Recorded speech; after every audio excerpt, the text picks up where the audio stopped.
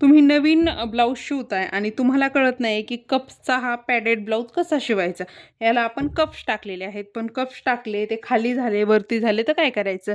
कधी-कधी खूप क्लायंट भुणभुणे असतात. ते म्हणतात कोणी म्हणतं वरतीच गेले, कोणी म्हणतं खालीच आले.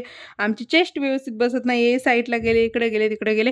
काय करायचंय? हा प्रॉब्लेम तुमच्यासोबत होत असेल, तर त्याचं मी सोल्युशन सांगते तुम्हाला. तर हे पहा, आपण ह्या ब्लाउजला कप्स टाकलेले आहेत.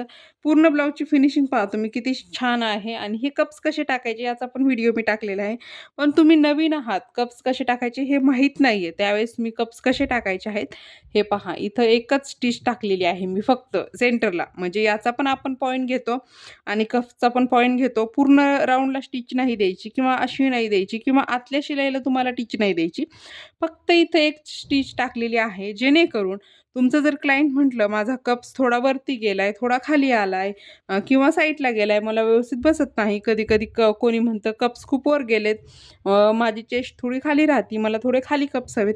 त्यावेळेस काय करायचं, फक्त हा जो टाका आहे ना, हा आपण एक दिलेला, हा उसवायचा आणि जस्ट हे सेंटर आहे ना, हे असंच ह्या खालच्या बोटाने असं पकडून ठेवायचं आणि हे कापड फक्त असं वरती सरकून घ्यायचं आणि इथला टाका उसवून घेतल्यानंतर इथं म्हणजे हा पॉइंट इथं घ्यायचा आणि इथं मारून द्यायचा. तुम्हाला ह्या साईडला घ्यायचं असेल तरी पण तसंच करायचं. हे उसवायचं आणि फक्त हाताने आपण जसं हुक वगैरे लावतो ना, सेम त्या पद्धतीनं तुम्हाला फक्त इथं आतून असं स्टिच घ्यायचे. फक्त त्यामध्ये कप्स आला पाहिजे.